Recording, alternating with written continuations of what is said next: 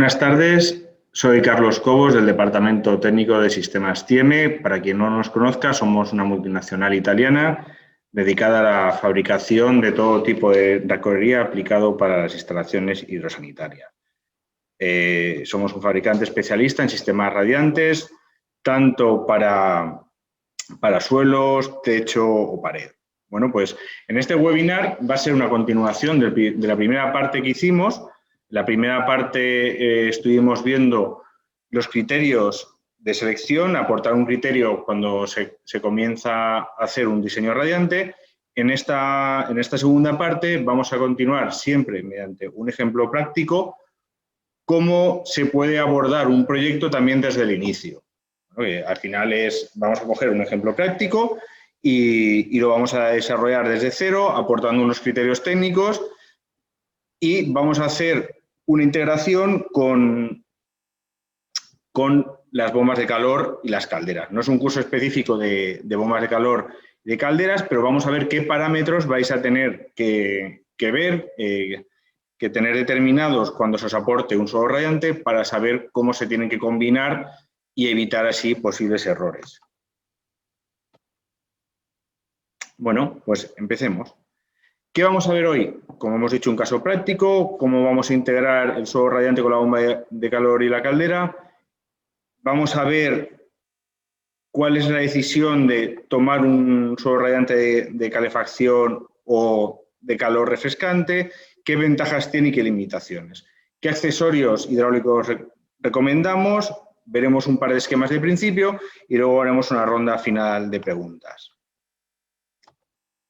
Vale, pues como siempre nos gusta empezar desde TIEME, hemos cogido una vivienda unifamiliar tipo, que es la típica vivienda que nos aportaría a nuestro cliente, ya seamos nosotros instalador, un proyectista, desde un distribuidor, pues se nos aporta unos planos de una vivienda. Siempre esos planos, cuando más información tengamos, pues mejor podremos acotar nuestro proyecto. ¿Qué tenemos aquí? Pues en este proyecto, por ejemplo, se nos ha dado una planta sótano, una planta baja, una planta primera y una planta cubierta. Se nos especifica que no se quiere climatizar toda la vivienda, solo se quieren climatizar la planta baja y la planta primera. Bueno, pues no siempre se nos va a pedir las mismas cosas. Entonces, un primer criterio como instalador, proyectista o dependiendo del perfil que tengáis, es decir, ¿qué sistema voy a proponer yo de climatización a mi cliente? En este vamos a proponer, evidentemente, un suelo radiante y ya decidiremos más adelante si voy a proponer un suelo radiante de calor o de calor y refrescante. Evidentemente, nos van a decir la ubicación de la vivienda. Aquí, por ejemplo, la ubicación es Valencia, porque esa ubicación nos va a determinar la zona climática de invierno o la zona climática de verano. Eso será importante para tomar una decisión de qué sistema de climatización voy a emplear. Bueno, ya tenemos el primer dato que nos han dicho es que quieren una climatización de la planta baja y de la planta primera. Como la planta sótano no estaría climatizada, ya tenemos un primer valor. Atendiendo la norma, sabríamos que el panel de la planta baja debe ser como mínimo de una resistencia térmica de 1,25 y el de la planta primera de 0,75. Ya más adelante ya elegiremos qué tipo de panel, qué tipo de sistema, bajo qué funcionalidad voy a diseñar yo mi suelo radiante. Pero de momento, ya con esta primera información, yo voy acotando ya mi proyecto. Otra cosa también importante, cuando empecemos ya a desarrollar un suelo radiante, en general, cuando lo tenemos que integrar con otros sistemas, es dónde tengo espacio, lo primero para ubicar mis colectores y dónde dispongo de zoom, de tranqueo o pasos para montantes para unir mis distintos colectores a mi sistema de producción. Aquí, por ejemplo, hemos hecho un prediseño inicial. Aquí tenemos, bueno, presentemos antes la vivienda. En esta planta baja podéis ver aquí una primera habitación, aquí tenemos un baño, comedor abierto con cocina, aquí tenemos una sala técnica y aquí un armario. Y todo esto es la parte de la entrada. Pues aquí hemos decidido poner el colector entre la sala técnica y el armario. ¿Qué debemos ver en este primer momento? Pues lo que se tiene que ver siempre es la profundidad del armario, si nos va a caber en la pared que disponemos. Bueno, son dos primeros conceptos muy, muy básicos, pero que nos van a acotar, nos van a determinar bastante cómo va a ser nuestro proyecto. Bueno, toda esta parte la vamos a ver rápida porque en verdad ya la vimos en la primera parte del webinar, pero como vamos a integrar toda esta parte, lo vamos a ver de forma rápida. Si queréis ver en más profundidad criterios de selección, tenéis colgado la primera parte del webinar, donde establecíamos unos criterios. Bueno, pues empezamos a realizar unos cálculos que no hacen falta de primeras que sean finos, sino aquí hemos realizado un primer cálculo sin atender mucho a qué emisión tengo, obtengo un primer cálculo de esta planta baja, ya tengo un valor numérico del espesor total. Si el cliente me especifica qué pavimento, yo sé mi panel con qué resistencia térmica tiene, con lo cual sé la altura total. Puedo barajar un nivel de mortero estándar según la norma y ya tengo una cota final. Esta cota final es muy importante que se baraje al principio de la obra, ¿vale? ¿Por qué? Porque va a determinar la altura de marcos de puerta, de enchufes, de cualquier toma. Entonces, si erramos en esta cota, podremos tener problemas con las alturas totales disponibles. Mismo procedimiento, iríamos a una planta primera. Como hemos dicho, ya afinaríamos más adelante. No hace falta en un primer precálculo afinar, ¿vale? Pues aquí, ¿qué podemos ver? Como nos han pedido una resistencia térmica menor por la norma, la altura total del panel es menor, con lo cual tenemos menos altura. Bueno, presentemos esta primera planta. Aquí podemos ver una habitación principal, una segunda habitación. Tenemos un baño principal que es anexo a la habitación principal, una habitación con vestidor, y aquí tenemos una lavandería y esta zona de pasillo. Bueno, como hemos dicho, cuando se empieza a hacer un suelo radiante, tampoco no se tiene que empezar a hacer de una forma fina y exhaustiva. O sea, podemos empezar un precálculo y tal como vamos avanzando en nuestro diseño, en nuestro proyecto, ya vamos afinando. Bueno, cuando ya tenemos las partes calculadas, que es lo que vimos en el anterior webinar, tenemos que ya evaluar una vivienda como conjunto. Entonces, ¿qué valores tenemos que observar cuando tenemos nuestro proyecto radiante? Lo primero es la potencia total. Bueno, pues con este valor, ¿qué vamos a evaluar? Vamos a evaluar qué sistema de generación, qué potencia va a tener nuestro sistema de generación. Cuando decimos que en especial cuando es una bomba de calor, ¿por qué se dice esto? Pues sencillamente es un tema comercial y económico. Todas las calderas murales actualmente en el mercado tienen para calefacción unos 20 kilovatios. En cambio, el escalado en bombas de calor es más pequeño y los costes de pasar de una de 4 a 6, 8, pues son notables. En cambio, todas las calderas murales sabéis que empiezan a partir en calefacción a partir de 20 kilovatios térmicos. Entonces, evidentemente, las calderas no vas a tener problemas de potencia, vas a tener otros problemas, pero precisamente nunca de potencia térmica. Siguiente punto importante que nos tenemos que fijar en un proyecto, pues cuando se os da el valor de caudal o la pérdida de carga, ya se da el valor de un caudal y pérdida de carga total de la vivienda. Acordaros que el valor del caudal se suma y el valor de la pérdida de carga se coge el valor más alto de los dos sistemas. Bueno, con el caudal y la pérdida de carga vamos a evaluar el punto de funcionamiento de nuestro sistema, nos va a dar información muy valiosa para saber si vamos a tener o no que utilizar un sistema secundario. Este es el principal punto donde donde nos va a determinar qué tipo de esquema de principio voy a tener que realizar y nos va a determinar si voy a necesitar depósitos de separadores, electroválvulas, bombas en secundario, y será un factor principal cuando yo diseñe mi estación, ya que la necesidad o no de estos sistemas nos va a modificar tanto la eficiencia energética de mi instalación como sobre todo del coste económico en la inversión. Evidentemente, el caudal nominal nos va a determinar los diámetros nominales de la tubería. Ya elegiremos más adelante qué tipo de tubería voy a utilizar. Pueden ser desde PEX con barrera, multicapas, PPRs, cobre. Cada tipo de tubería tiene unas ventajas y unos inconvenientes. Bueno, no hay una tubería mejor que otra, hay una tubería con una mejor aplicación que otra. Bueno, la temperatura de impulsión, pues viendo la temperatura de impulsión, yo voy a evaluar si mi sistema de generación está acorde con mi temperatura de impulsión. En calderas, en calderas, ahora, en la actualidad, como todas son de condensación en gas, pues no hay problema. Acordaros que hace años había calderas que no eran de condensación, o por ejemplo en la actualidad con sistemas de biomasa que no son de condensación. Hay que estar atento la temperatura que nosotros vamos a producir, a funcionar, perdona, con la temperatura que va a producir nuestro sistema. Hay que ver si son compatibles. Recordar que en un sistema, cuando se trabaja en un sistema de alta y de baja temperatura, llámese sistema, por ejemplo, cuando se combina sistema de radiadores y suelo radiante, siempre manda en calor la temperatura más alta, y cuando se trabaja en refrigeración es al revés. Si se trabaja, por ejemplo, con fan coil y suelo radiante refrescante, siempre manda la temperatura más baja. Bueno, otro punto muy importante y que no hay que perder de vista es el volumen de agua.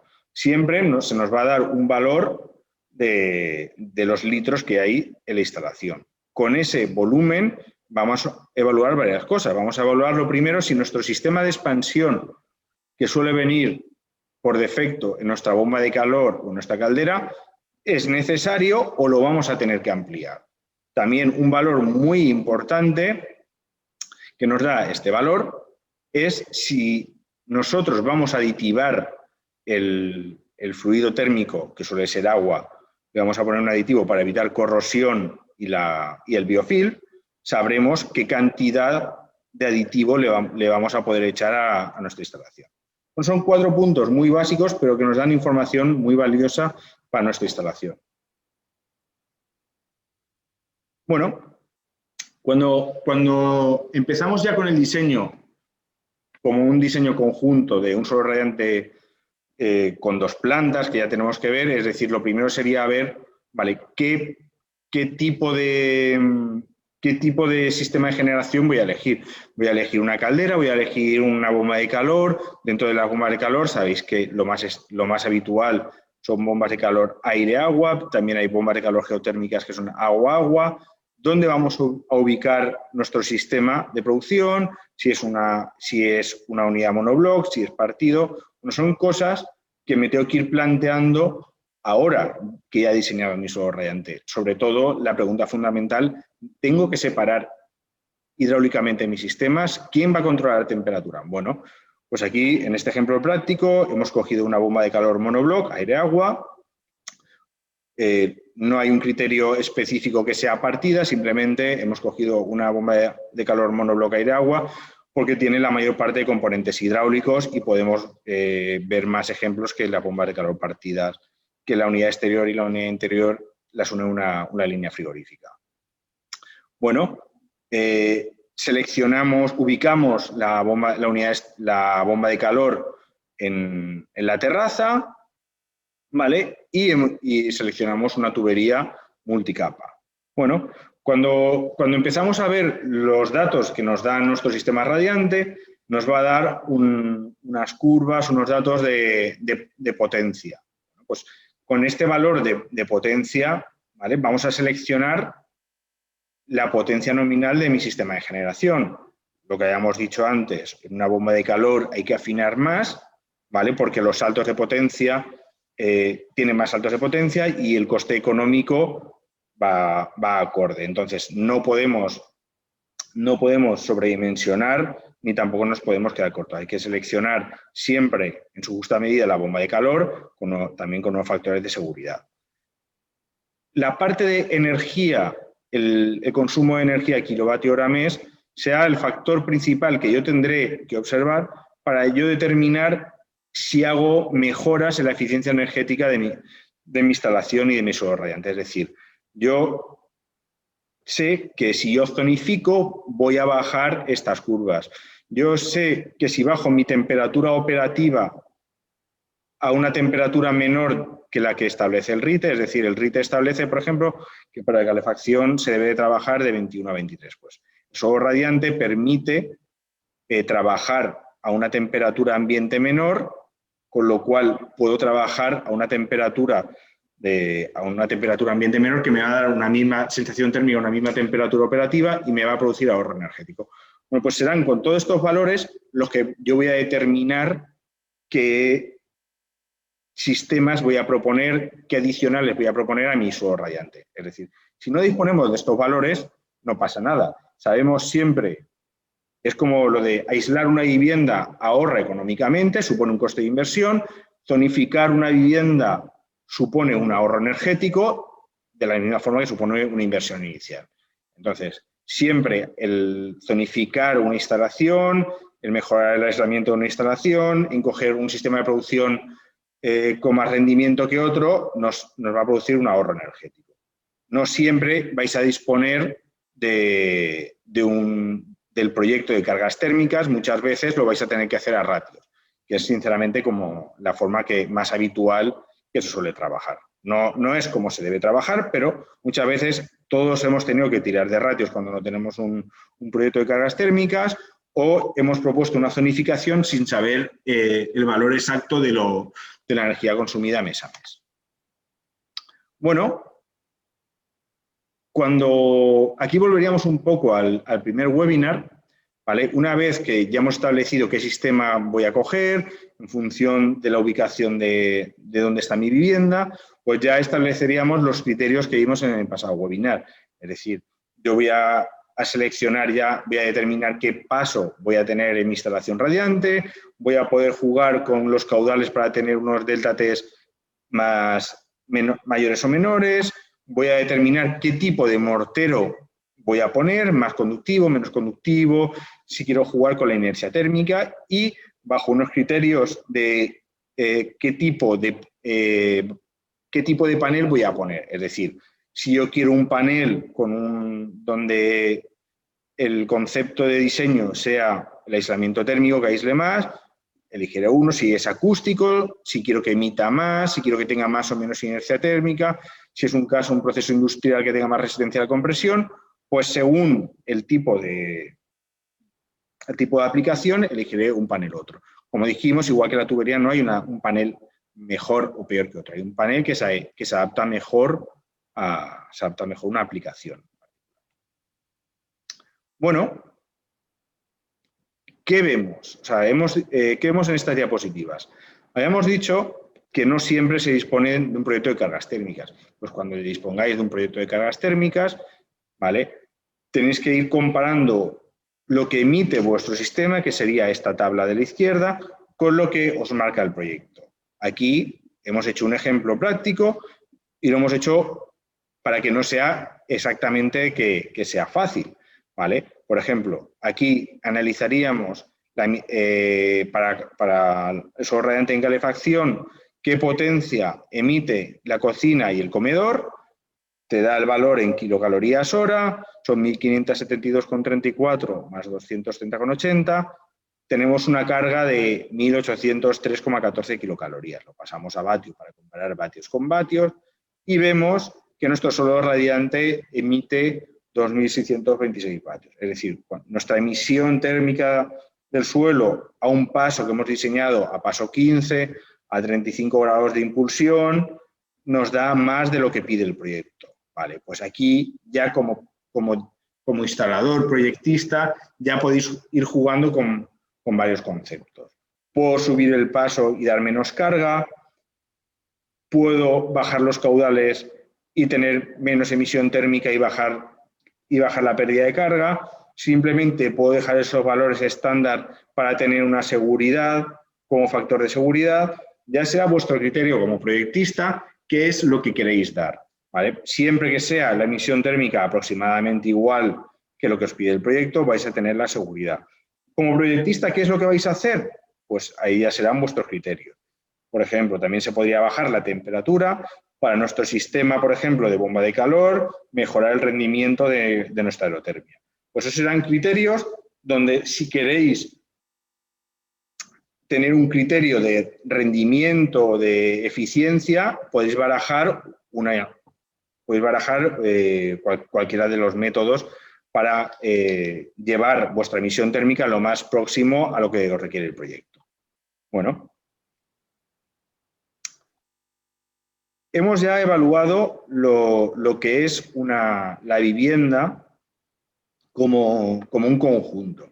Entonces, ahora empezamos a ver qué cosas nos surgen en la instalación, ¿vale?, que nos van a poder causar problemas. Es decir, nosotros hemos cogido habíamos dicho que habíamos ubicado la unidad, la aerotermia en la planta cubierta. Hemos dicho dónde habíamos ubicado los distintos colectores, los uniríamos con tuberías, seleccionaríamos una tubería. Aquí tenemos un prediseño de la tubería, bueno, y cogemos, por ejemplo, una bomba. Entonces, el principal problema que os vais a encontrar cuando integráis un solo radiante con una aerotermia o una caldera es que vais a tener que evaluar el punto de funcionamiento de la bomba con la curva resistente de la instalación. Eso os dará un punto de funcionamiento y ese punto de funcionamiento va a ser el que os determine si la instalación va a funcionar en su caudal nominal y si esa bomba va a poder dar el caudal a esa presión determinada. Entonces, eso os va a determinar si vais o no a necesitar separar hidráulicamente un primario de un secundario. Bueno, lo que hemos dicho, al principio se da unas pérdidas de carga, lo que habíamos visto anteriormente con unas pérdidas de carga como vivienda en conjunto, lo habíamos visto más atrás. ¿Vale? Lo veamos aquí, que tenemos 19,7 kilopascales como bien conjunto, pero ahora tendremos que ver esas pérdidas de carga ya sumando las tuberías, las montantes, toda la valvulería, todos los elementos hidráulicos que se pongan. Cuando más precisos seáis en evaluar las pérdidas de carga de vuestra instalación, más precisos seréis al determinar el punto de funcionamiento de la bomba. Ya digo que quizás sea el factor principal en la determinación de una instalación de tipo de una unifamiliar, la necesidad o no de separar hidráulicamente un circuito. ¿Vale? Cuando tengáis la duda de si hay que separar o no hidráulicamente un circuito, podéis tirar de ratios. Es decir, por ejemplo, vivienda de 80-90 metros cuadrados, podréis ir seguramente funcionando con el circulador interno que lleve la bomba de calor o la caldera. A partir de 100 metros o 2 alturas ya tenéis que sopesar, de evaluar si esa bomba va a poder dar ese caudal a la pérdida de presión que la vais a someter.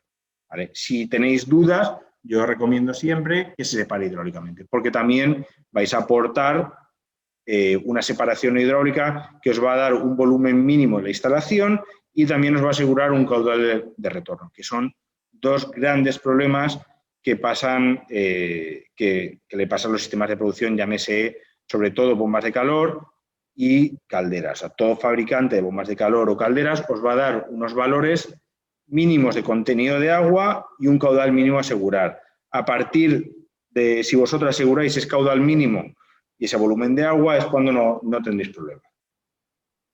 Bueno, una pregunta básica, ¿vale? Nosotros hay una bomba, hemos cogido esta bomba, una gráfica. Sabéis que toda bomba en la actualidad de rotor húmedo tiene varias formas de trabajo. Esta vemos que tiene el modo CP, que caudal constante o presión proporcional, ¿vale? Y la pregunta sería, ¿qué sucede al punto de funcionamiento de la bomba si disminuyo el diámetro nominal de la tubería o pongo mi depósito de inercia en el sótano? Bueno, ¿qué es lo que pasa cuando tú tienes una tubería, por ejemplo, en diámetro nominal 32 de multicapa y yo lo bajo a diámetro nominal 25? ¿Qué pensáis? Bueno, os damos aquí un segundo, a ver qué contestáis.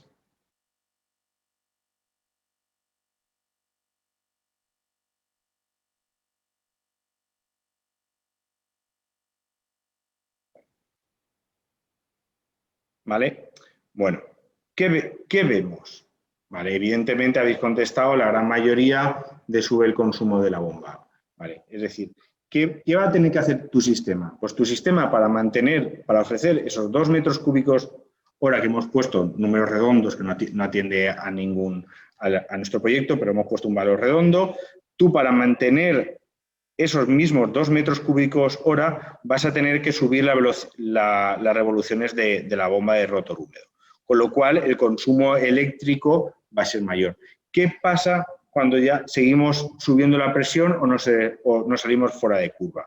Pues que la bomba va a empezar a trabajar fuera de curva y lo que te va a hacer que no te va a aportar el caudal nominal que tú vas a necesitar para abatir la carga de tu suelo radiante. Entonces es cuando ya empiezan los problemas o incluso podéis tener problemas de retorno de instalación y tener problemas de bloqueo, en especial la bomba de calor o la caldera.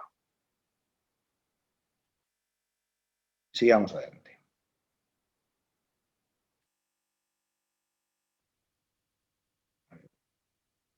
Bueno, cuando hemos hablado que vamos a ver cómo se tiene que integrar el suelo radiante con una bomba de calor. ¿Vale? Como hemos dicho, no es un curso específico de bombas de calor. Nosotros somos fabricantes de suelo radiante. Pero cuando tenéis un suelo radiante y se os dice que el suelo radiante es uno de los mejores sistemas que se pueden integrar con la bomba de calor, ¿por qué es?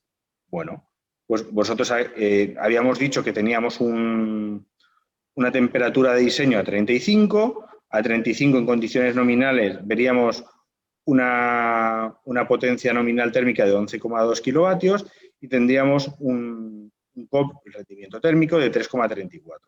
Si nosotros ese sistema radiante lo hubiéramos diseñado a 40, vemos que pasamos de 3,34 a 2,93.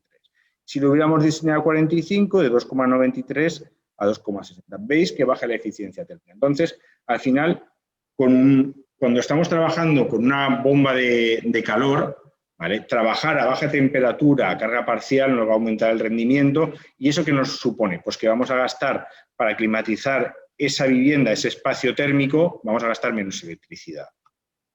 Bueno, lo mismo pasa, bueno, las tablas que veis aquí son cogidas de un fabricante de reconocido prestigio, en su databook o generalmente en sus catálogos técnicos podéis ver estas tablas. Aquí os expresan el valor de la temperatura, potencia nominales en función de la temperatura exterior. Entonces, tenéis que saber que la bomba de calor varía su rendimiento en función de la temperatura exterior. Es quizás el factor principal en tema de rendimientos que lo diferencia de una caldera. Cuando veáis una caldera, igualmente de otra marca bastante conocida, veréis que se tiene a una temperatura, a una carga total, una eficiencia. Cuando se baja a la temperatura, la eficiencia empieza a subir y todas las calderas, cuando se trabaja a baja temperatura, cargas parciales, es cuando se tiene la mayor eficiencia como sistema. Es cuando toda caldera de condensación le sacas todo su partido. ¿Qué significa eso? Pues igual que en la bomba de calor gastamos menos electricidad, en las calderas vamos a gastar menos gas.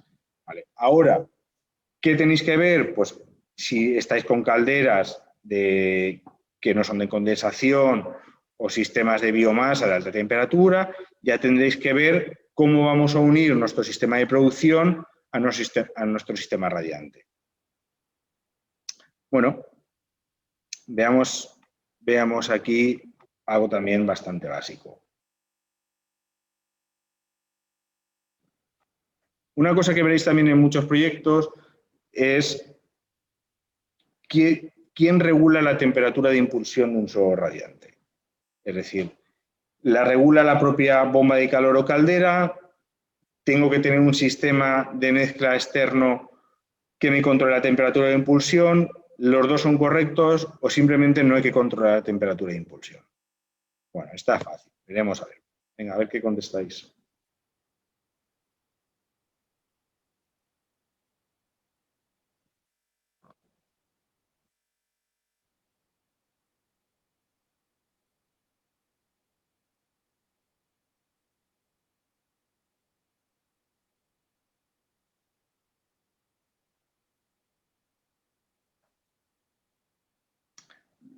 Bueno, correcto. ¿Vale? La C, se puede controlar. Todas las bombas de calor en la actualidad, ¿vale?, tienen incluso doble punto de consigna. O todas las calderas, puedes generar ACS, calefacción a varias temperaturas, se trabaja a baja temperatura y generalmente todas las bombas de calor tienen sus válvulas mezcladoras proporcionales internas que os dan la producción.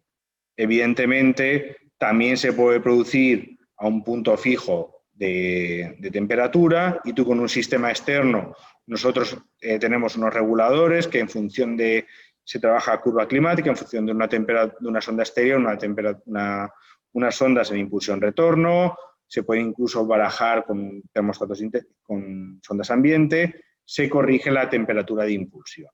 Aquí os podéis complicar la vida lo que queráis. Evidentemente, si vamos a trabajar a una única temperatura, lo más sencillo es trabajar con nuestro sistema de producción como temperatura, pero si trabajamos con sistemas que trabajan a dos temperaturas distintas, llámese fan coil, suelo radiante, llámese radiadores, suelo radiante, vamos a tener que tener un sistema que nos regule la temperatura a la cual la bomba de calor no va a trabajar. Hemos dicho que para modo frío sería el suelo radiante refrescante y para modo calor sería el suelo radiante. Siempre manda en calor la temperatura más alta y en frío la temperatura más baja.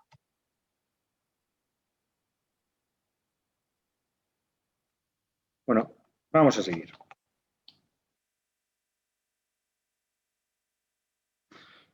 Bueno, esto es una cosa que ya vimos en el pasado webinar, vamos a verlo de forma rápida, es decir, al final las ventajas de un suelo radiante están muy claras, es decir, un alto confort, una buena calidad de interior del aire, un ahorro energético, fácil sectorización dado su instalación con colector, ¿vale? Aquí analizaríamos esa curva que hemos visto anteriormente, donde podemos ver que sectorizar una instalación ¿qué nos aporta? Pues nos aporta entre un 15 y un 20% de ahorro. Lo dicho, trabajando con una temperatura ambiente menor que nos da esa misma temperatura operativa que nos exige el RITE, con cualquier sistema de recuperación de aire tenemos un ahorro de ventilación. Tener un sistema a baja temperatura nos permite mejorar la eficiencia en una bomba de calor, nos permite trabajar a cargas parciales a baja temperatura una caldera que nos mejora la eficiencia. Bueno, hemos dicho que el suelo radiante ofrece calentamiento y refrescamiento como único sistema, es una solución ideal para techos altos, dado su baja convección, y nos libera los espacios. Bueno, de eso todo el mundo hemos hablado, hemos oído de cuáles son las ventajas. Veamos también, porque todo sistema tiene sus inconvenientes, que muchas veces no se habla de estas cosas, pero cuando hemos dicho también lo de la eficiencia, muchas veces que se os plantean ¿por qué vas a coger un suelo radiante? ¿Por qué el suelo radiante y la bomba de calor solo son dos buenos aliados? Bueno, pues aquí hemos puesto un ejemplo cogido de esas tablas que hemos visto anteriormente, de ese databook, de esa bomba de calor, pues hemos cogido que una misma bomba de calor a una temperatura exterior de 2 grados, vemos que a 35 nos da un COP de 2,96, ¿y eso qué significa? Pues eso significa que tiene un consumo de 4,73 kilovatios eléctricos. ¿Qué pasaría si para esa misma vivienda que necesitáramos 14 kilovatios, con la misma temperatura exterior, yo decidiera no instalar un suelo radiante y decidiera climatizar esa misma vivienda con fan coil? Bueno, fan coil, su punto de trabajo nominal atendiendo a tablas sería 50 grados, pero esa misma bomba de calor para trabajar a 50 grados y darme esos 14 kilovatios de potencia térmica ya no me consume los 4,73 kilovatios, ya me pasa a 6,45 kilovatios eléctricos. Entonces ya vemos que simplemente nuestra casa es igual, nuestra bomba de calor es la misma, nuestras tuberías son igual, con el mismo aislamiento, pero la decisión de yo coger mi sistema de climatización de suelo radiante o fan coil sí que me va a determinar mi consumo eléctrico. Con lo cual, si se analiza un sistema de climatización como no una inversión inicial, sino una inversión más unos costes operacionales, el suelo radiante tiene un retorno de inversión bastante aceptable respecto a un sistema de fan coil.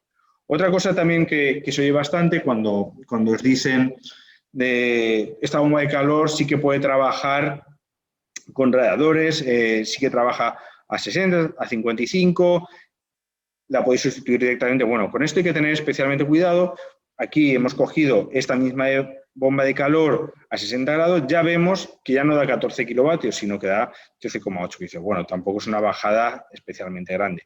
Pero tenéis que ver qué rendimiento da la bomba de calor bajo esas condiciones. Bajo esas mismas condiciones, pues ya vemos que para esa misma vivienda de un solo radiante que estuviera consumiendo 4,73 kilovatios, pasa a 9,38. Bueno, pues ya es un factor que os da un indicativo de por qué el suelo radiante es uno de los sistemas más eficientes y que mejor va con sistemas de producción como la aerotermia a baja temperatura. Simplemente un ejemplo visual muy práctico de qué consumo eléctrico va a tener para una misma vivienda bajo esas mismas condiciones un sistema u otro. Bueno, lo que hemos dicho también, todo el mundo habla de las ventajas, de por qué tener un suelo radiante. Bueno, pues también hay que ver muchas veces las limitaciones que tiene un suelo radiante, porque también son importantes. Es decir, suelo radiante, la superficie de emisión, la superficie útil, es la parte que va a radiar. Es decir, en una cocina que tengáis una isla, una habitación con armariada, esa parte que está debajo de esa superficie no va a radiar. Entonces, nuestra limitación de superficie útil como emisor térmico va a ser la parte que esté al descubierto. También, según la norma, la OC 64, hay unas limitaciones en las temperaturas máximas de pavimento, tanto si es una zona perimetral, para baños o habitaciones estándar como 29, ¿vale? 29-35. En modo radiante, ¿vale? Es una de las principales características que tenéis que también saber, que un suelo radiante en modo refrigeración emite menos carga que un suelo radiante en modo calefacción. Hay una limitación del suelo. Bueno, pues eso es un factor muy importante que os va a decir, según la zona climática donde estéis, quizás va a ser uno de los factores principales para vosotros determinar si vais a hacer un sistema radiante de calor o de calor refrescante. Es decir, en zonas climáticas con un alto nivel de refrigeración, con una humedad relativa bastante alta, pues quizás el suelo radiante no sea el mejor sistema. Ahora, es un buen sistema si se acompaña con otros sistemas de climatización. Entonces, siempre se puede hacer que una parte de la carga se aporte por el suelo y otra parte por otro sistema secundario. Bueno, tenéis que ver siempre, evaluar el suelo radiante y tenéis que saber vuestras limitaciones dentro de un suelo radiante. Otro tema también bastante importante es que los suelos radiantes no emiten carga latente. Entonces, siempre, si queréis ir finos en un proyecto, tenéis que aportar esa parte de carga latente con un sistema de ventilación. Esto más adelante haremos un webinar específico sobre cómo se tiene que controlar un suelo radiante refrescante y los modos de climatización, los varios modos de climatización que se pueden acompañar a un suelo radiante. Bueno, pues con todos estos elementos yo ya debería de tener una idea de cómo voy a climatizar la vivienda, si voy a aplicar o no, si voy a hacer un suelo radiante en modo calor o refrescante, si voy a tener que complementar mi suelo radiante refrescante con otro sistema de climatización adicional y básicamente todo esto me tiene que dar un criterio profesional para yo decantarme por una forma u otra. Bueno, vamos a ver ahora cuatro conceptos básicos, ¿vale? De cuatro conceptos de qué accesorios hidráulicos recomendamos, ¿vale?, para mejorar vuestras instalaciones radiantes. Parecen obvios, pero no son tan obvios y es donde se falla muchas veces. Es decir, lo primero es la calidad del agua que va a tener vuestra instalación. Siempre el agua tiene que estar filtrada, purgada y tratada, ¿vale? Si el agua que metéis en vuestro sistema tiene gran parte de oxígeno, no está filtrada y por lo que sea, por el purgado, estáis continuamente rellenando la instalación, vais a tener grandes problemas de oxidación. Esa oxidación, ese ruido, ese aire, os va a hacer que vuestra instalación no funcione correctamente. Entonces, siempre recomendamos que en la entrada de vuestras instalaciones utilicéis filtros. En la medida de lo posible, filtros autolimpiantes antes que un filtro NIC. Bueno, mejoráis la calidad del agua de entrada. Parece obvio, pero muchos de los problemas que surgen con el tiempo en una instalación radiante que luego van a parar a vuestro sistema de producción vienen por la mala calidad del agua. Bueno, pues, ¿qué se puede proponer para todo esto? Bueno, desde un sistema de llenado automático, o sea, bueno, la norma estrictamente te dice que tenéis que utilizar desconectores. Por el coste de un desconector y en ciertas instalaciones, pues hay otras soluciones. Pues, si vosotros filtráis el agua de entrada, si adicionalmente a esto, por el purgado por todos los elementos de purga de la instalación, del vaciado, mantenéis presurizada, purgada la instalación y dependiendo de la zona donde esté la instalación, mantenéis el agua con una calidad, llámese que se puede descalcificar el agua, se puede utilizar sistemas como el 3164, que tiene unas botellas que al final se está descalcificando o desmineralizando al paso, pero siempre es bueno que el agua de entrada que tengáis esté filtrada, purgada y tratada. ¿Esto qué os va a hacer? Alargar la vida útil de todos vuestros componentes, especialmente en las calderas y bombas de calor que se trabaje con intercambiador de placas. Una cosa fundamental es que si el fluido con el que vamos a trabajar no es correcto, os puede originar problemas de excesivo aire, os genera corrosión, la corrosión hace que las partículas de todos los elementos metálicos se vayan desprendiendo, eso genera lo que se llama un fango y ese fango se termina depositando, ¿dónde? Se termina depositando en los elementos más críticos, que llámese el intercambiador. Se os puede generar biofilm, ¿vale? El biofilm en uso radiante es luego muy difícil de quitar y al final también os va a bajar la emisión térmica de vuestro sistema radiante. Bueno, pues básico este punto, pero fundamental. Básico, pero fundamental, y en la medida de lo posible siempre hay que atajarlo de inicio. Vale.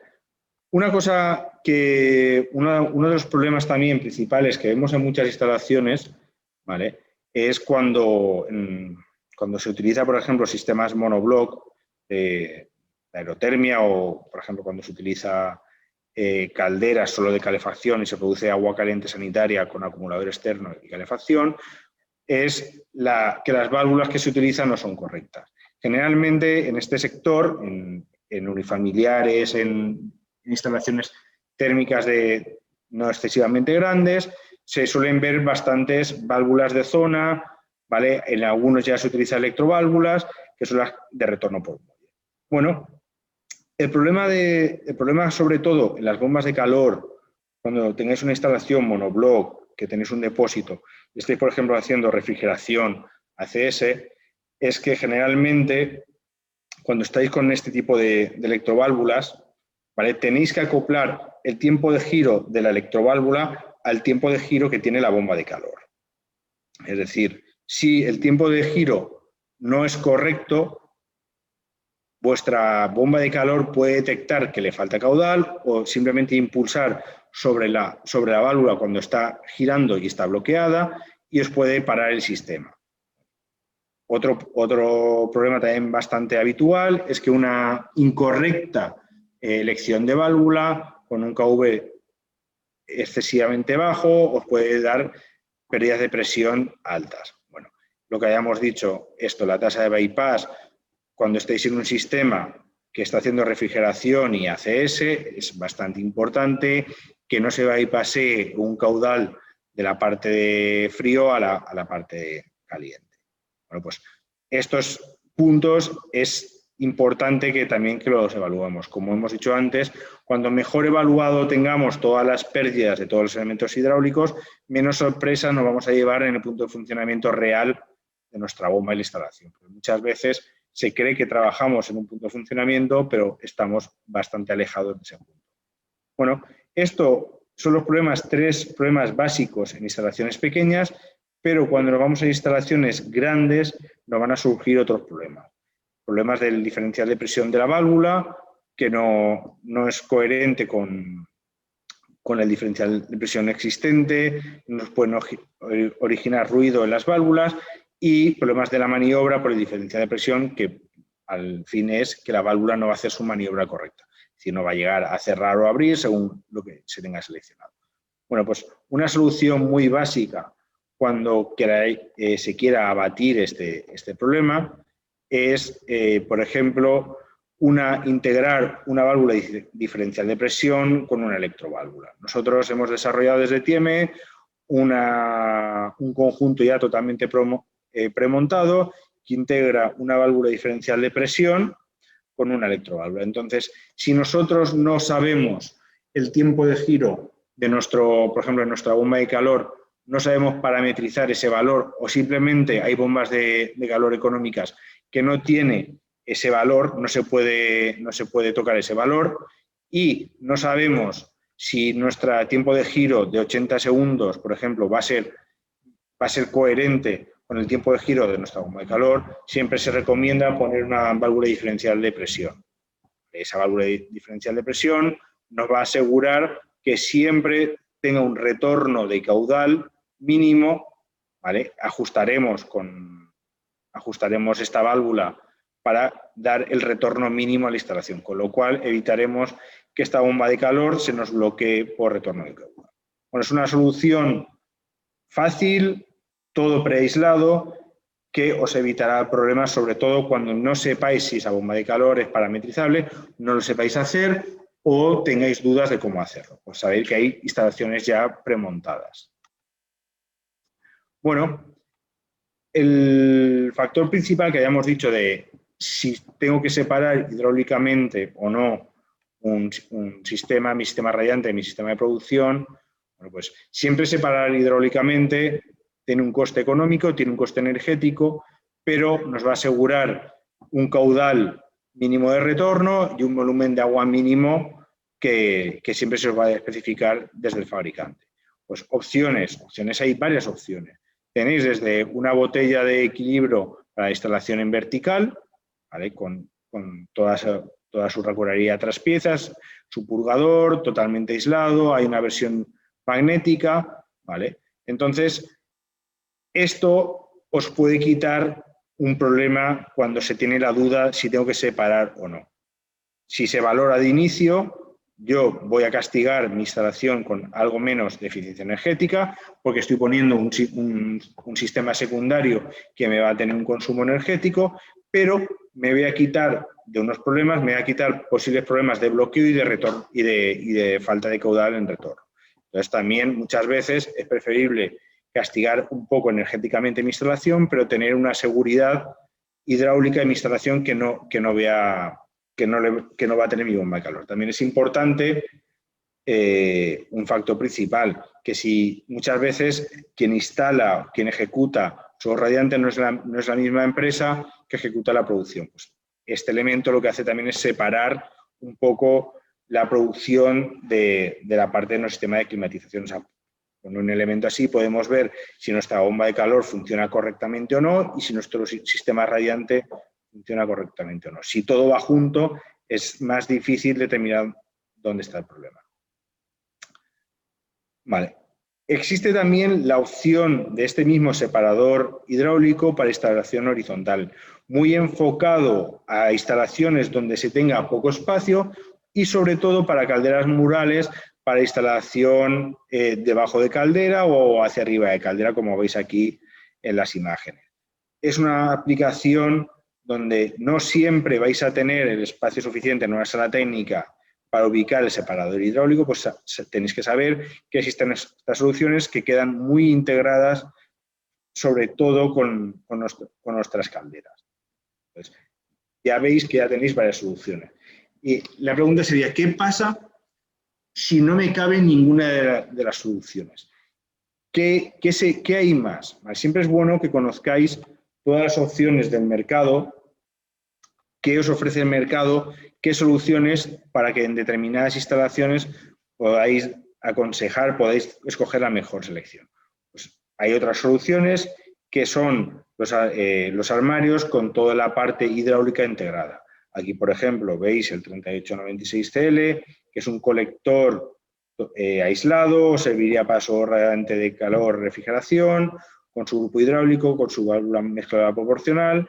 Bueno, entonces, en determinados casos donde no tengáis espacio físico para poner esa parte de hidráulica, os podéis ir a integrar toda esa parte de circulador y regulación en el propio colector. ¿Qué hay que tener en cuenta? Pues evidentemente hay que tener en cuenta que este tipo de armarios tiene ya una profundidad notable, mínimo entre 120 y 170 de forma regular. Entonces, si vuestra pared tiene el grosor suficiente para ubicar este colector y queréis aligerar la parte de instalación donde está vuestra unidad interior, vuestro sistema de producción, pues tenéis más soluciones. Vamos a ver cómo vamos. Bueno, el último punto como de mantenimiento que siempre se aconseja en una instalación de software radiante con un sistema de ya sea aerotermia o caldera, hemos dicho que lo primero era mantener la calidad del agua. Era también muy importante ver si tenemos que separar hidráulicamente nuestro primario de nuestro secundario. Bueno, algo también muy importante es mantener nuestros componentes internos en buen estado.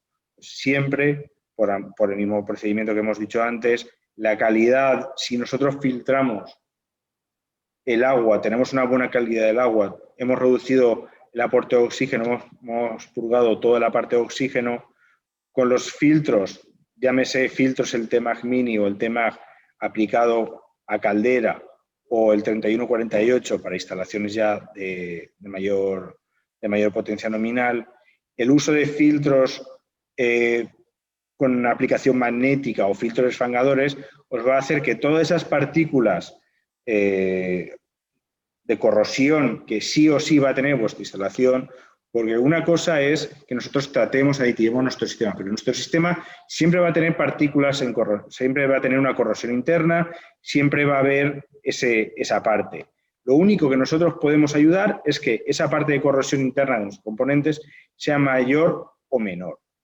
El uso de este tipo de componentes os va a hacer que vuestra instalación, vuestros intercambiadores, vuestra eficiencia de vuestro sistema radiante se mantenga con el tiempo. ¿Dónde van las partículas que se han desprendido de los dos elementos metálicos? Pues al final van a los elementos más críticos de los sistemas de producción, que llámese el intercambiador de placas. Bueno, pues todos estos sistemas os van a hacer que vuestros sistemas de producción, vamos a alargar la vida útil de todos estos sistemas, vamos a hacer que esa potencia de emisión sea más estable en el tiempo y, por ejemplo, con un software radiante, vamos a hacer que el software radiante evitar que todas esas partículas de óxido se depositen en el propio suelo y con el tiempo me vayan bajando la emisión térmica del suelo. Aquí, por ejemplo, para software radiante tenéis dos filtros de una aplicación bastante buena, el 3148, que tiene la función de filtro desfangador magnético para desde media pulgada hasta 1,25, y tenéis aquí el Tmax Plus, que es un filtro esfangador. Aquí podéis ver que tenéis varias funciones, tenéis una función ciclónica, tenéis aquí hay una malla interna que hace la función de filtro. Bueno, pues todos estos elementos, ¿qué os van a hacer en vuestra instalación? Pues os van a hacer que la vida útil de vuestra instalación, la eficiencia térmica de vuestra instalación, sea más estable con el tiempo. Es decir, una bomba de calor, cuando su intercambiador de placas se empieza a obstruir, evidentemente empieza a bajar el rendimiento. ¿Y qué es lo que hace? Pues para producir esa misma temperatura tiene que gastar más electricidad.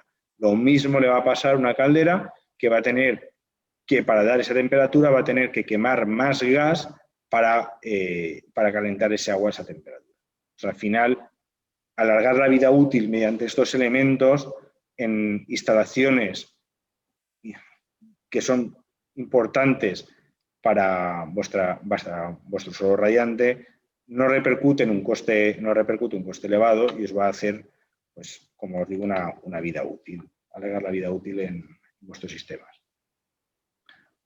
Bueno, ¿qué vamos a ver? Vamos a ver, sin pasarnos mucho, varios esquemas de principio. Bueno, una cosa que os preguntarán muchas veces, vamos a ver 2 o 3 esquemas básicos. Siempre se puede mezclar, cuando os pregunten si se puede mezclar a alta y baja temperatura, no es una cosa habitualmente ya muy estándar, pero se sigue preguntando. Hay esquemas de principio donde podéis mezclar sistemas de alta y baja temperatura, radiadores, la típica instalación de diseño que se pide en una planta con solo radiante y en otra con radiadores, pues siempre se pueden hacer varios tipos de esquemas. Aquí vemos una caldera mixta, se ha hecho una parte radiante a baja temperatura y se ha sacado aquí un radiador, un toallero a alta temperatura.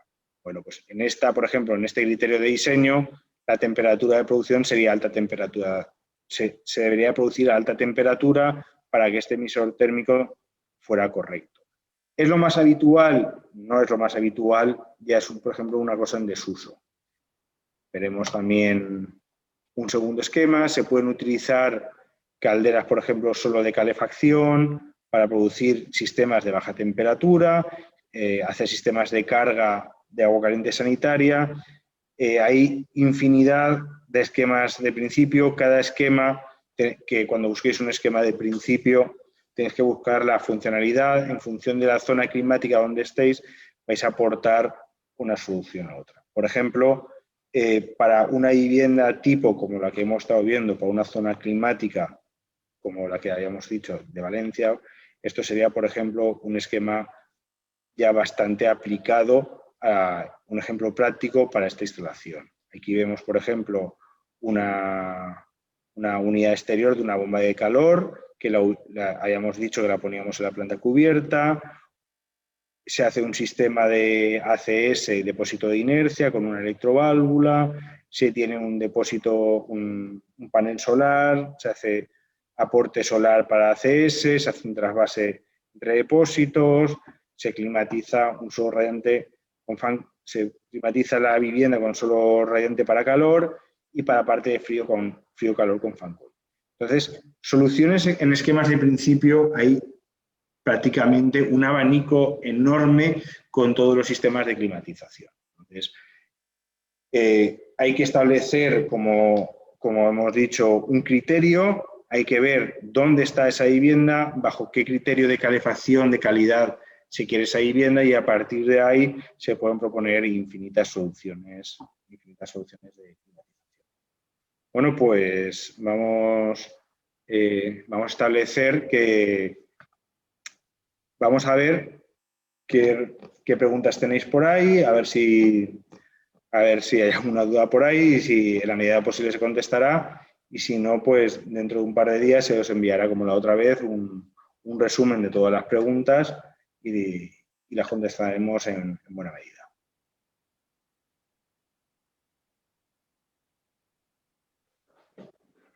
Vamos a ver, ¿tenéis alguna por ahí? Vamos a ver qué me dice.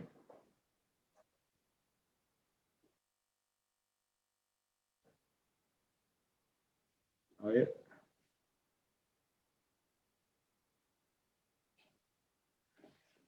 A ver, mira, bueno, tenemos una pregunta, a ver, vamos a ver, ¿qué programa de cálculo?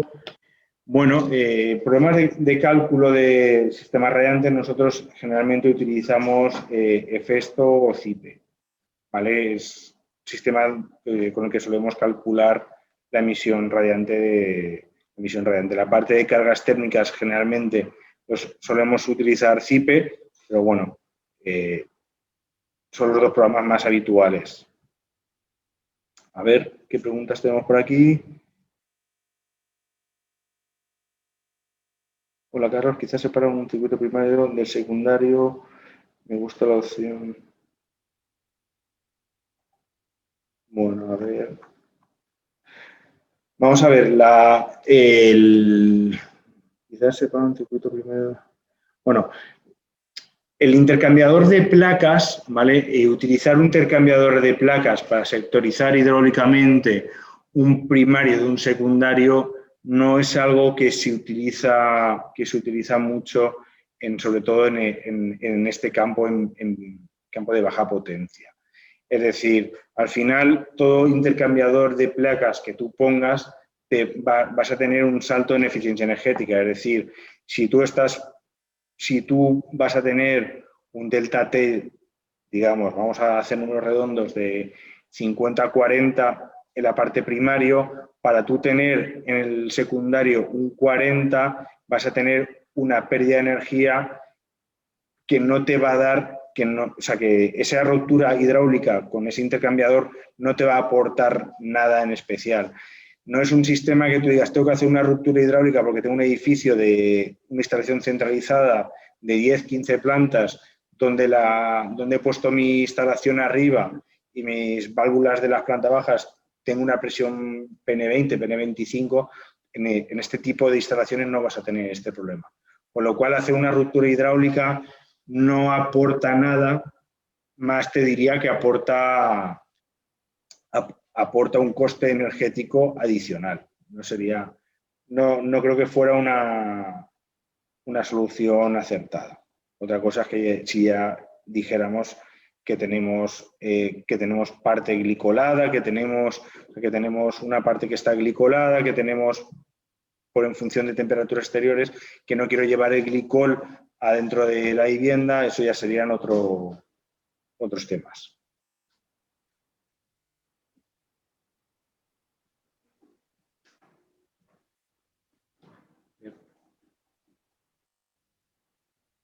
Vale. Otra pregunta por aquí. ¿Qué tiempo de inercia térmica existe en un circuito en una habitación de unos 20 metros cuadrados a 35 grados? Vale. La inercia térmica es un tema bastante complicado porque depende mucho de la zona, principalmente del mortero. Es decir, hay morteros... Vale, bueno, vamos a contestar primero esta.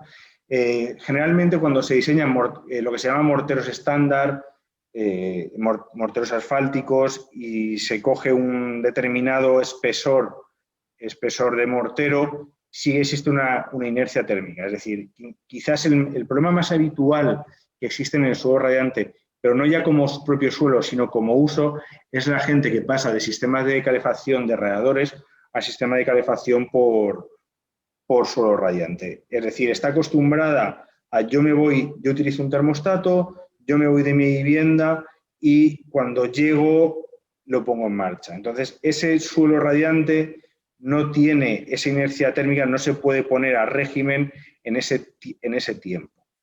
Entonces, es un tema que la inercia térmica que está relacionado con la temperatura interior que se trabaje, con el tiempo de recuperación y también con la zona climática. Es decir, según la temperatura exterior, según el mortero, vas a necesitar más o menos inercia térmica.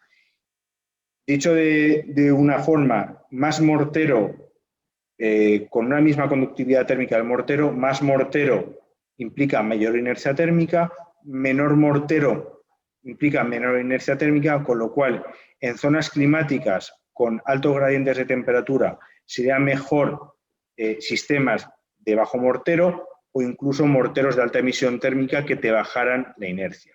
Incluso hay otros sistemas suelo radiante seco, nosotros tenemos el sistema Dry, que es un sistema que no lleva mortero, que es especialmente bueno para sistemas con altos gradientes térmicos, porque reducen totalmente la inercia térmica. Ya digo que la inercia térmica es un tema más de qué mortero, más que de los metros cuadrados que haya seleccionado. Es un tema de mortero, conductividad y, sobre todo, se puede regular siempre por ejemplo, con cronotermostatos a varios puntos de consigna. Es decir, es bueno utilizar, por ejemplo, para tú adaptar la inercia térmica a sistemas con alto zonas climáticas con un alto gradiente térmico, es decir, que tú por la mañana te levantas, te vas a trabajar y dices, hace frío, pero yo a mediodía pues voy en camisa porque ya no hace tanto frío. Entonces, esas zonas donde la temperatura varía 10, 15, hasta 20 grados, pues el suelo radiante con alta inercia térmica, pues quizás no sea la mejor solución.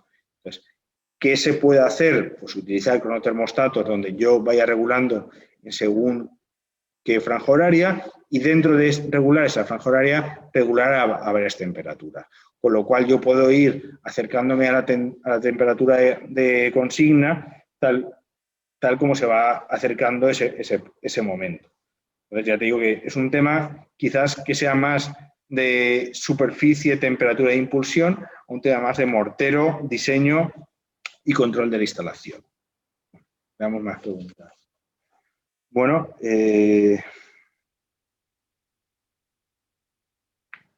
vamos a ver.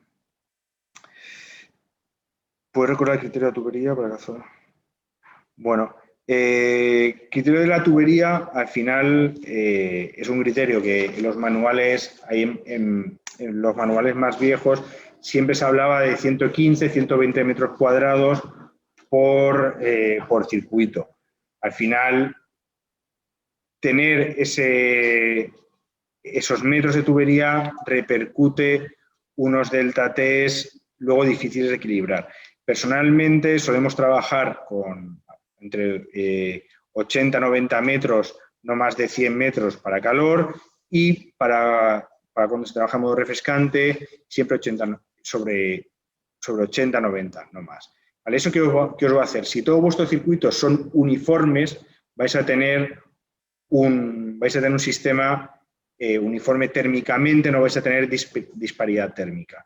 También tener circuitos más bajos en metros os va a hacer que las pérdidas de carga sean menores. Es decir, muchas veces en un suelo radiante pasa que tú tienes, por ejemplo, un circuito, como os hacía antes, de 115, 120 metros y al lado tienes un aseo que son 17 metros. Pues es bastante difícil que tú equilibres hidráulicamente un circuito de 17 metros y al lado tengas un circuito de 115 metros. Eso, sinceramente, es difícil de regular hidráulicamente. ¿Y qué pasa? Que no vas a tener la misma sensación térmica, no vas a tener la misma emisión térmica y va a ser difícil de regular. Bueno, veamos más preguntas. ¿Es recomendable en suelo radiante refrescante completar con fan coils? Sí, de hecho, una cosa es la instalación habitual, como se suele hacer un suelo radiante refrescante, y otra es de cómo se debería hacer un suelo refrescante, que muchas veces no tiene nada que ver. El suelo radiante refrescante se instala mucho en zonas climáticas donde la carga de refrigeración es baja y la humedad relativa es baja. Entonces, en estos puntos donde la parte que yo estoy introduciendo de ventilación de latente es baja, yo puedo climatizar con mi suelo radiante, puedo llegar a la temperatura de cargas térmicas que me dice mi proyecto, no abato la parte latente, pero la parte latente es pequeña. Entonces, en ese tipo de instalación, un suelo radiante refrescante con un control de producción desde la propia bomba de calor, pues no va a ser un mal sistema, va a ser un sistema que no cumple estrictamente el 100% lo que debería ser, pero es un sistema de climatización que se acerca bastante al punto de confort. Ahora, este mismo suelo radiante en una zona climática, llámese, por ejemplo, hemos puesto el ejemplo de Valencia, sí que se tiene que haber un sistema, llámese de fan coil, llámese de recuperador con batería, recuperador sensible, latente, un sistema que nos baje la parte sensible latente de ventilación, nos baje esa carga y nos aporte una parte de latente en la medida de lo posible. Entonces, sí es una muy buena práctica en determinadas zonas climáticas acompañar un suelo radiante refrescante con fan coil. Ahora, siempre, igual que nosotros en producción podemos hacer sistemas híbridos, por ejemplo, podemos mezclar una caldera, una bomba de calor, un sistema de biomasa, una bomba de calor, podemos mezclar sistemas de producción y podemos hacer una hibridación en la producción. Ese mismo concepto se lleva a la climatización interior. Podemos mezclar, podemos hacer que el suelo radiante refrescante aporte la carga de esos 30, 40, 45 vatios máximo metro cuadrado en frío y el fan coil aporte la parte de carga que falte, la parte latente que falte, sería ese aporte de carga en momentos puntuales. Porque recordar que no siempre se va a trabajar, los cálculos de potencia se hacen para las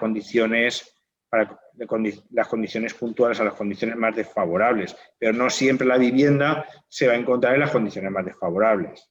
Bueno, también el uso del suelo radiante tiene, especialmente cuando se habla de cierto control, cuando se utiliza un control que corta el suelo radiante cuando se produce el punto de rocío, es bueno también tener estos sistemas de tipo fan coil, recuperador, que lo que hacen es aportar carga al aire, te bajan la humedad relativa y lo que te hacen es evitar la condensación en el suelo.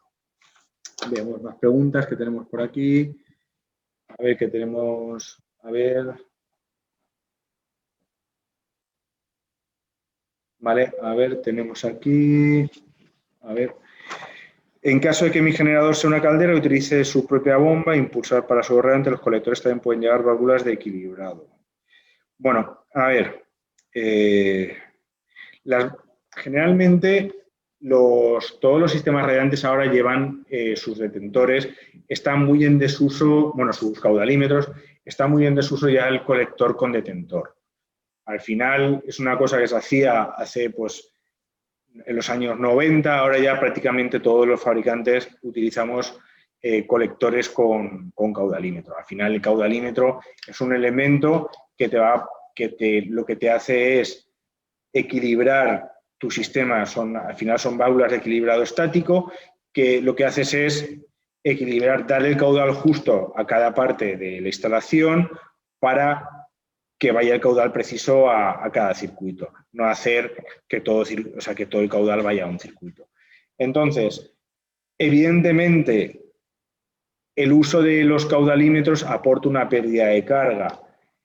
Hay que validar siempre con tu caldera si esa pérdida de carga que se está introduciendo, ¿vale?, hace que esa caldera pueda generar con esa pérdida de carga el caudal nominal que tú requieres de esta instalación. Ya te digo, es decir, cuando más fino lo hagas el cálculo, cuando más evalúes, es decir, cuántas válvulas he empleado, qué tipo de válvulas tiene, cuando tú evalúes todo, qué pérdida de carga te ofrece, qué tubería he utilizado, qué pérdida de carga me da esa tubería, haré más fino sabré con más precisión si esa circulador interno de mi caldera me ha servido o no. Si no, al final lo que vais a ver es, o no vais a saber que vuestra caldera está trabajando en unas condiciones, o simplemente os va a saltar la caldera o va a saltar la bomba de calor porque no estáis asegurando el caudal mínimo. Otro elemento también bueno de los colectores con caudalímetros es que vais a tener un indicador visual de dónde está trabajando cada sistema. Al final los caudalímetros suelen ser un caudalímetro que es un visor tipo rotámetro que os va a marcar en litros minutos, generalmente suelen ser de 1 a 5, 1 a 4, o va a marcar de una forma visual, no con mucha precisión, en qué punto estáis. Pues al final vemos que si estamos por la mitad del caudalímetro, pues vamos a ver que no vamos a estar mal. Ahora, si vemos que el caudalímetro está en 0 o en 1, pues sabemos que algo pasa. También eso os va a determinar si tenemos alguna parte cerrada, si vemos que todo está bajo caudal y uno está a tope a 5, pues sabéis que se lo vamos a tener que recortar. Bueno, es bueno también tener esos componentes hidráulicos que os faciliten a vosotros en vuestra instalación. Seguramente no lo vais a utilizar, el día de la puesta en marcha, pero bueno, son elementos que os ayudan sobre todo en la puesta en marcha y en la regulación del propio suelo. No sé si hay alguna pregunta más. A ver, tenemos aquí el tipo de mortero. ¿Qué tipo de mortero es aconsejable? Pues al final el tipo de los morteros, los más habituales son morteros asfálticos de los más convencionales, que son con conductividades térmicas en torno a 1,2. El tema es aquí también un elemento de coste, es decir, si yo quiero que mi instalación tenga mayor o menor inercia térmica, jugaré con el espesor dentro de la norma. Si quiero un sistema de mayor emisión térmica, porque mi mortero convencional con mi paso de tubería, mi instalación no me da la potencia térmica, pues me puedo ir a un mortero anhidrítico con mayor conductividad. Los hay de hasta 1,8, 2, 2,2. Pues yo tendré que jugar con eso y también a través del mortero podré jugar también con las inercias. Es decir, no hay un mortero aconsejable, hay una instalación donde se acopla mejor un tipo de mortero u otro. Es decir, quiero mayor o menor emisión térmica, quiero mayor o menor inercia térmica, pues a partir de esos dos criterios yo seleccionaré un mortero u otro. Ahora, también es verdad que los costes del mortero del convencional al mortero tipo anhidrítico no es igual, o también los suelos radiantes secos que no llevan mortero, es un coste de inversión inicial más alto, pero también el coste de operación de eficiencia energética es mucho mayor, con lo cual el retorno de inversión será antes. Entonces, al final no hay un criterio único que digas el mortero este es el mejor, es el que utilizar. No, ahí tú tienes una instalación en determinada zona climática y dependiendo de la zona climática, tu sistema de producción se te va a acoplar un sistema mejor u otro. Bueno, no sé si hay aquí más preguntas. Yo creo que, bueno, pues gracias a todos por la asistencia y, bueno, hemos completado una vivienda, hemos establecido unos criterios, hemos visto una pequeña integración con los sistemas de producción más convencionales del mercado. Bueno, y dejaremos abierto la continuación del webinar. Veremos si hacemos un tema que nos habéis pedido bastante, es sobre control de suelo radiante refrescante. Bueno, pues gracias por la asistencia y nada, muchas gracias a todos. Hasta luego.